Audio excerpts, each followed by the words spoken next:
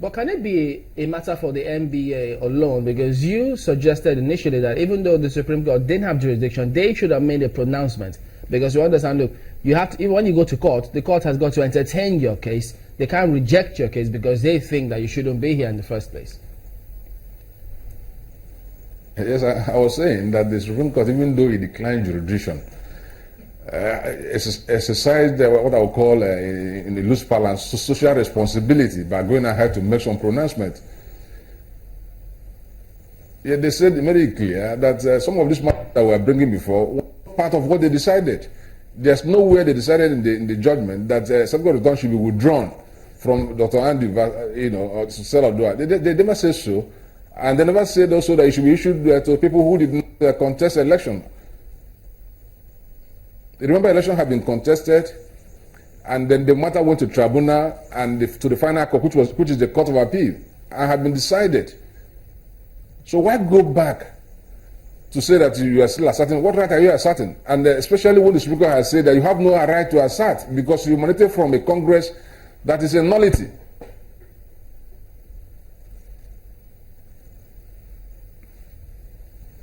I am just wondering, I mean, when you say that because the other side is claiming that, well, we already were the nominees before our names were removed and the names of these other people put in place.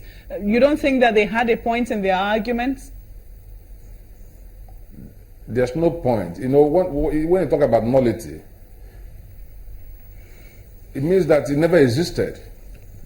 That's the point. It never existed at all. That list which they are hanging on never existed.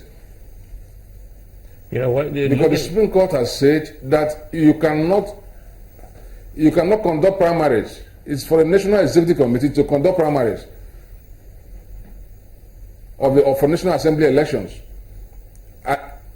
And if such primary is conducted, it is a nullity and it confers no right on anybody. So the list that was accepted from Oguebego was erroneously accepted and subsequently thrown out.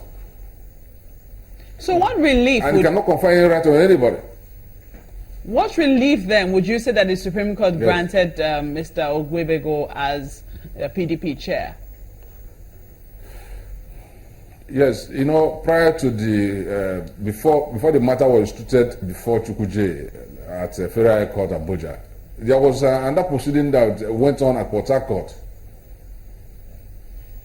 long before, and in that proceeding, the Port Harcourt Federal High Court made an order that that both PDP and NEC should deal with Oguebego as chairman of the Anambra State chapter of the PDP in election matters. That order went to Court of Appeal. It's still and it's still subject to litigation, even in the Federal High Court at Oka. But the important thing is that order had not been discharged by the time the matter went to Chukuje. So what happened then is that the Supreme Court is now saying that since that order is still valid and subsisting, the one from Federal High Court Port Harcourt, that Oguebego should remain the chairman of Anambra State chapter of PDP until that order is set aside. That is what they got from Supreme. That's what Oguebego got from Supreme Court. Nothing more and nothing less. In other words, if they then institute proceedings specifically naming those members in the National Assembly, saying, look, we want them out, would it be futile?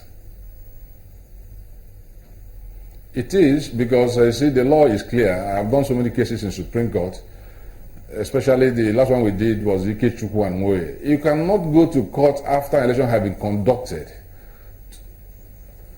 to agitate pre-election issues. You know, the issue of nomination is a pre-election matter. If they had wanted to file any action against Dr. Andy Uba and the rest of them, they should have filed the action before the election was conducted. Remember, these people had gone for an election. They were nominated, they went for an election, and after the election, they went to tribunal, defended their mandates at the election tribunals, Then they also went to the Court of Appeal and defended also their position, their mandates, and successfully. From what So how come? That's the final court. And you now want to go and institute proceedings against them after all these proceedings. You know, this is the confusion there, because if you look at some of the comments or statements from the Supreme Court, it says the judgment of this court used the word final. Is final as reflected in the 1999 Constitution of the Federal Republic of Nigeria. And it went on to say, on the whole, I hold the view that this court has no jurisdiction to entertain this motion from NEC. This matter is hereby struck out. And getting to here, as generally started, the two councils talking on the same matter, each one claiming victory or being victorious, has been victorious in this whole suit. One wonders where this lie. And you say they can go back to the trenches and start again. That is why we're still going back to the question we asked. This must end, isn't it? And if it has to end, how do we bring this before the legal luminaries or minds within the NBA to put an end to this? Because as the name implies, and if you go by our Constitution, the Supreme Court has spoken on this. Yes, the Supreme Court has spoken on it, and clearly too. You see, people have just become being mischievous about the progress of the Supreme Court. And that is where the Nigerian Bar Association now comes in. What can they do? Because the Nigerian Bar Association has the duty to make lawyers to fall in line and do not do anything that would demean the judicial process. That's the point we are making, because it's unprofessional for you to go about giving a very assault interpretation to judgment of the Supreme Court and urging your clients to toe that line. It's unfortunate. Well, you would assume that they're going to toe it in vain, because INEC seems to be reading it the same way the other people are reading it as well. So if that is the case, to what end are they towing that line? They see they want to untwist the arms of INEC. We are just very happy that yesterday, even though the Supreme Court declined jurisdiction, but at least it came up with some pronouncements. Otherwise, if they had gone ahead without the clarification of the Supreme Court the way it is, they were anticipating INEC to issue them with certificate of return. With committal proceedings, treating them with committal proceedings. All right, well, thank you very much indeed, Mr. Arthur Wanko, SAN, for your thoughts on this matter. Arthur Kaffer. I beg your pardon? Arthur Kaffer, I don't know where that came from. Apologies, please. Well, thank you for your comments this morning. We appreciate that. Well, that's the show today. And I guess the judgments are just occupying my head. Well, yes, indeed, we did initially start by telling you about this big program coming up today.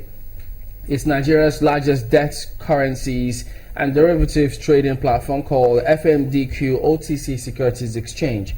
Well, they, alongside Channels Television, are set to launch a new trading information service for the first time, the first of its kind actually in the country. So today we'll unveil an on-screen ticker tape showing closing prices and other trading information of all bonds and treasury bills listed on the FMDQ OTC Securities Exchange starting from 10 a.m. today. So you'll do well to tune in and watch that one today by 10 a.m.